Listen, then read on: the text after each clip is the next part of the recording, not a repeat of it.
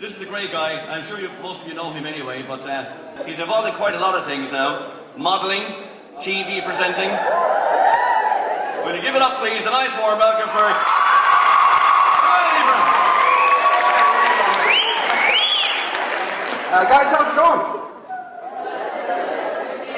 This reminds me, was anyone here at the Panto over Christmas? We're here. I feel like I'm home now. I feel like I should be, hi boys and girls!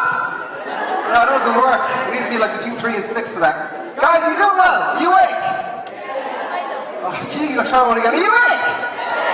Okay, that's good. They're all relieved now. Guys, I have a small problem. I was asked to come up and have a chat with you about mental health. And the bad news is I don't really know a whole lot about mental health. I think we've even got a counsellor on the panel, and they've asked me to talk about mental health.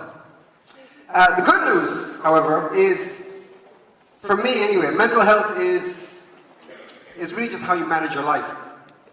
Your interactions, your ambitions, your goals, everything that we're all talking to you guys about today, it's all connected, and anyone that tells you anything different is a fool, you can tell them that I said that. Everything that you do in your life is all connected. And it all comes down to you and how you manage your own life, and that to me is your mental health, how good you do that. That's about all I have to say on mental health, really. I was hoping to have time to prepare something. That's my preparation. I didn't have a lot of time. I've had about 6 hours sleep all week. I've been doing some work for some crowd in the UK, and I'm still a bit groggy, so I'm trying to find my words. And then I got here today and I was told, you got 10 minutes. And I was like, well, that isn't enough time. What am I going to do? I'm maybe I'll just stand here and I'll just stare at you guys for 10 minutes.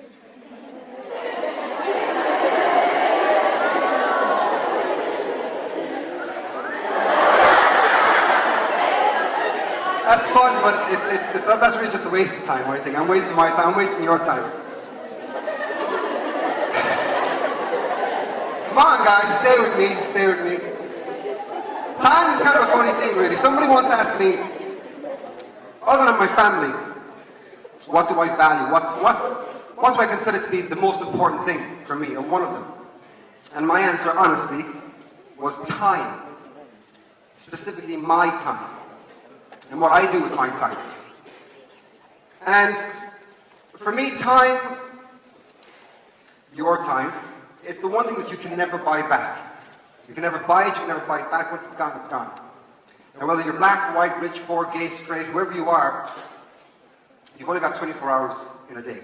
Everybody who walks the face of this earth has got 24 hours in a day. Has anyone seen that musical, Rent? You know that musical? Rent? No? 525,600 minutes. Yeah. That's how many minutes there are in a year. 36,536,000 seconds, I think it is. 24 hours in a day. That's it. That's all you've got. Now, if you pay attention to what everyone is saying today, there is a bit of a trend, there's a connection in everything we're saying. For me, I'm listening to Willie. Willie's got a fantastic story, but there's bits of even his story that I can relate to, and I'm sure if I can relate to it, all of you guys in some way, shape, or form can also relate to that. Willie got to where he is today, I got to where I am. Everyone here got to where they are today because of how they managed their time. Every single one in this room has got the potential to be and to do absolutely anything. To be wherever you want to be, to do whatever you want to do. And I mean those exact words. I'm not just saying that because I feel like saying it. You can actually do whatever the hell you want to do. I was very lucky. I was doing modelling in 2009. I came back. I'll give you a very, very brief history, right? I finished school. I went to Art Scorish. Really disappointed that I'm not here today. But I went to Art Scorish. I got 200 and something points in my leaving cert. Went to LIT, did electronic engineering, and dropped out at Christmas. I just decided to stop going to college. It wasn't for me. I didn't want to be an engineer. I decided I wanted to be a pilot. So I dropped out. I went to work in Dell. I was in Dell for a year and a half, saved up all my money, went to America for 3 weeks, got my pilot's license, my private license, came back home, got a job in recruitment, and started modelling on the side to make money so I can go back to flight school. That was fine. The economy went to shit and I lost my job because I was working in recruitment. There was no jobs to pass around, so I was out. That was okay. I had a few years of savings, but the modelling kind of kept on going. I started modelling in 2005, sorry. I started modelling in 2005. In 2007, somebody asked me, "Oh, Kamal, do you want to take part in Mr. Limerick?" I was like, what's Mr. Limerick? "Oh, it's a beauty pageant." No, thanks, you're grand. So I didn't do it. 2 years later, 2009, I was asked, "Kamal, we're doing Mr. Ireland this year. Fancy you go? You've been modelling for a few years now, fancy you go?" And I said, "Well, what's that?" "That's a beauty pageant." "For guys?" I said, "Yeah." "No." I was like, no, that's not for me. Now, as it happens, the guy who won Mr. Limerick, Shane Lennon, does anyone know that name? No. That's all right. You might get to know him. He's going to be the next Colin Farrell, I promise you. He's my best friend. Shane won Mr. Limerick in 2007. He went to do Mr. Ireland. He convinced me to go. So I said, "Okay, I'll go and do it." We took it seriously. Now, it was it's a bit of crack. We were walking around in our Speedos. We were doing a bit of an interview. We were doing public speaking. It was fun. As it happened, I won. I was also the only person who actually wore Speedos, so I think that had something to do with it. So lads, Speedos rock. Anyway, I won Mr. Ireland in 2009, I went on to do Mr. World in 2010. There were 74 countries in South Korea for 4 weeks. We had, the paparazzi were actually following us around. It was in South Korea, that part of the world, they love that kind of stuff. And it was an amazing experience. And we're talking about traveling as well, seeing the world. Like, God, imagine if every single person in this room was from a different part of the world. Every single one of you has a different story, different culture, different religion. Imagine the experience that you will have. That's what I had. And I was very lucky, and whatever happened, fate, I won Mr. World and I came back to Ireland.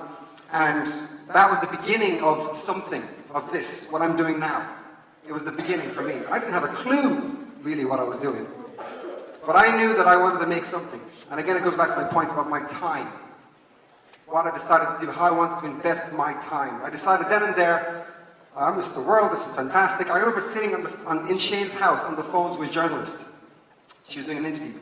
And I said to her, how much did she ask me, how much do you win? I said, I won 50,000 quid. That was the prize. Great, as well as other things. I said, but I'm going to make $1 million though. I got 50 grand done, I've got 950,000 to go, I'm going to get there. And Shane kind of laughed at me, but I was serious, and I still am. I haven't really had a job. I've not been employed for the last 4 or 5 years since I finished recruitment. But I have traveled the world. I've made money. I don't know how I'm managing to do this, but I'm doing it, again, to touch on one of the topics we spoke of earlier on, because I'm doing something that I love doing. I'm on television. You guys have me up there as a presenter and a writer. I'm a presenter. I do the lotto, and I enjoy doing it because I like being on stage. In case you can't tell, I like being on stage. I do a bit of acting as well.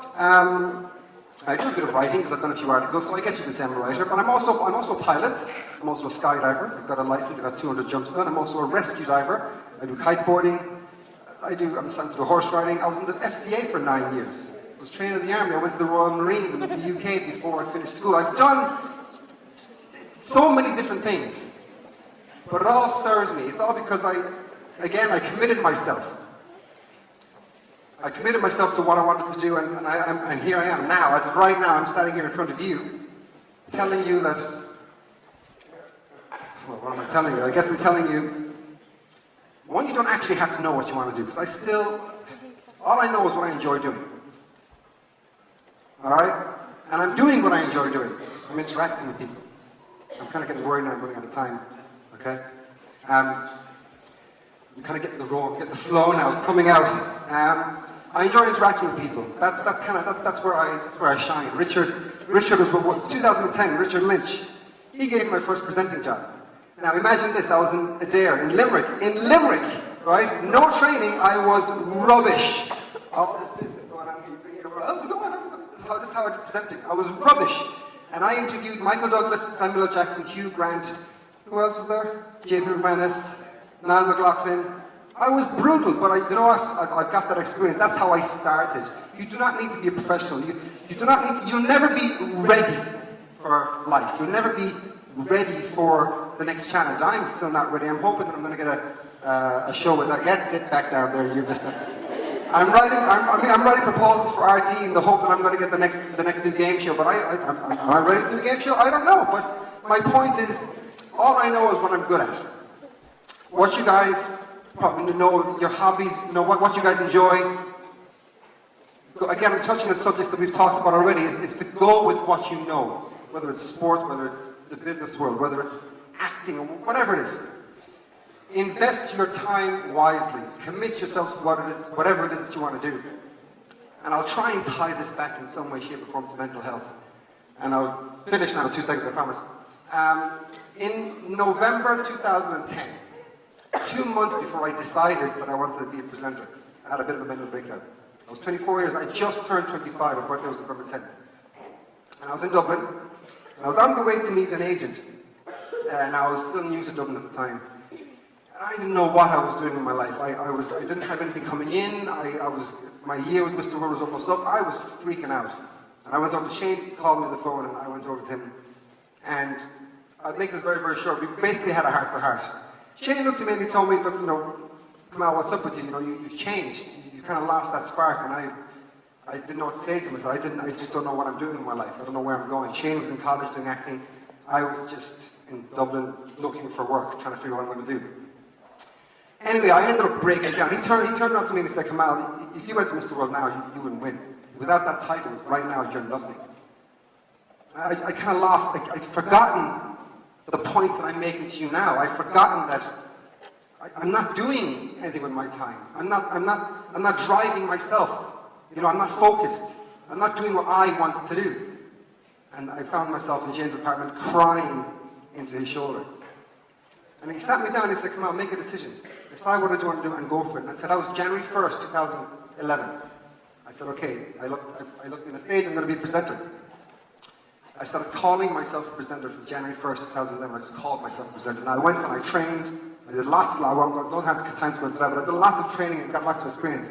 2 years to the day, January 1st, 2013, I started doing the National Lottery. I've also done so many other things, which I won't go into. But again, the point of that story is I came back to myself. I came back to what it was that I wanted to do. And I focused, like what Willie was saying, I committed myself and I invested my time wisely. 24 hours a day that I have. And now I spend every second of that day making sure that I do what it is that I want to do. Okay? And I have that, you have that, we've all got the very same amount of time. Invest it wisely. You guys can go anywhere, you can do finishing up, you can go anywhere, you can do anything that you guys want to do, and don't let anybody else tell you any different. Guys, thank you very, very much.